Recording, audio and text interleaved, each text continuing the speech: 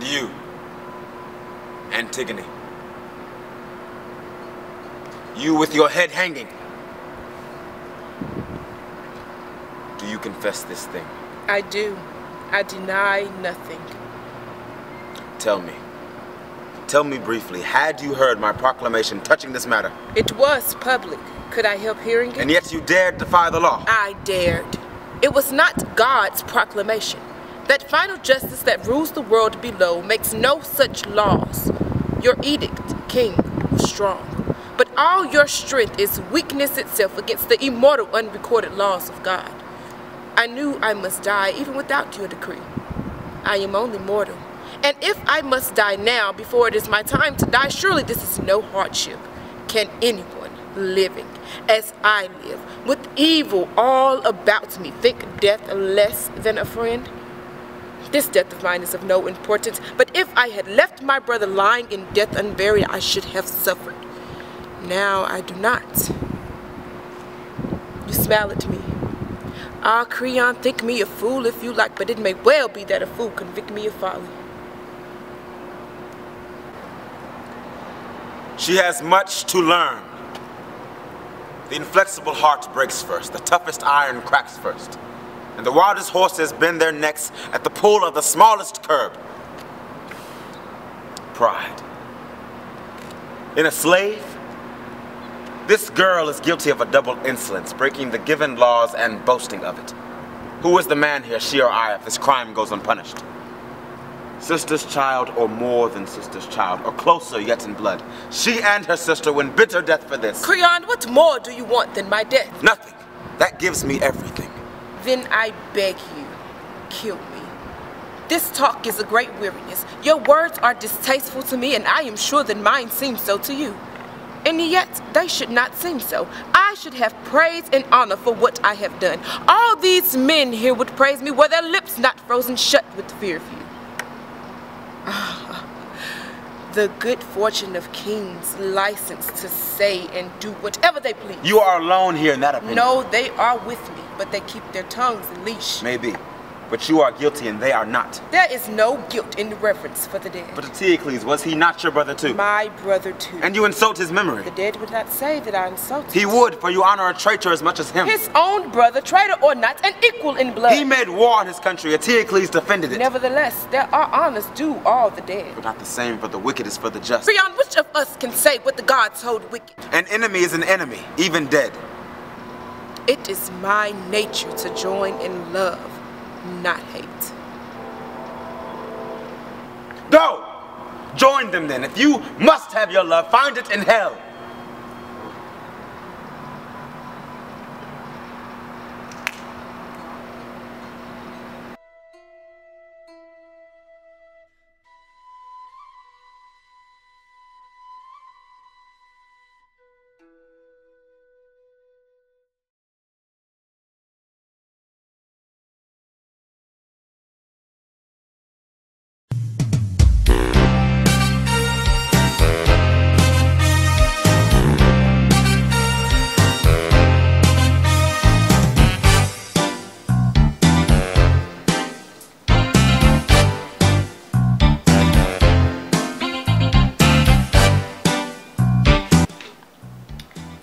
All the time, Miss Minnie Go Wild down in that bottom was throwing a big fancy wedding for her oldest daughter, Pearline. Well, I went on across the highway, got Pearline a nice gift, came back, wrapped it up all nice myself, got dressed, and I went on down to the bottom to that wedding. Had myself a nice time at the wedding, ate myself silly at the reception. Now I'd had enough. I come on back up the hill. Now here I am, sitting on my own front porch, minding my own business, and I look down in that bottom and I see a commotion going on in Minnie Go Wild's front yard. Next thing I know, Minnie Go Wild come dashing out her front door, come sailing up the road. Next thing I know, Minnie Go Wild come place herself up in my front yard, cadaply in my front yard, place her hands on her hips and say, Grace Harris, how you gonna place a root on my daughter? Minnie Go Wild, what What you talking about? You gave my daughter used sheets, and if she ever tried to conceive on those sheets, she'll lose her baby. Minute go why? Police. I went down to Pearline's department store my own self. Bought Pearline 2 sets of sheets for her bed. I came down and put those sheets cadaptly alongside everybody else's gift. What I want to work a root on Pearline for anyhow? I'm glad she finally getting married, old as she is.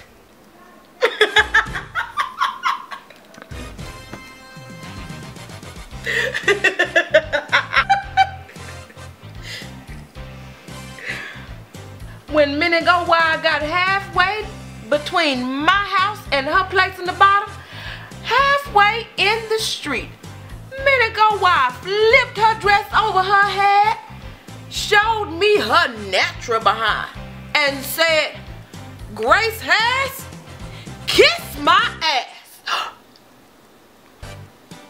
Minute go why, you the one with the neck like the giraffe. You kiss your own ass. That's what you told me to go on. You stupid. Ooh, you crazy.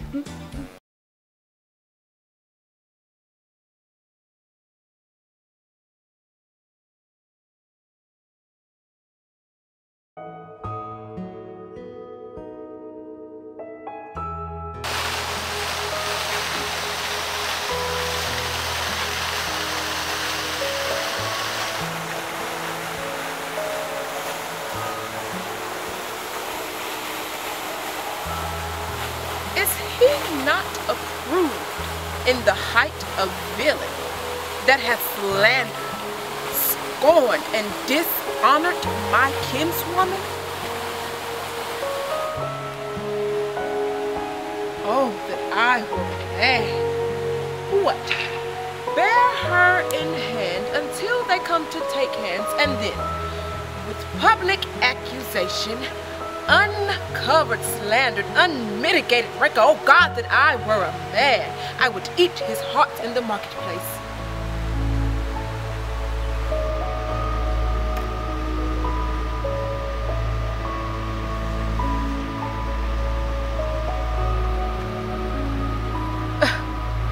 Talk with a man out a window? A proper saying. Sweet hero, she's been wronged.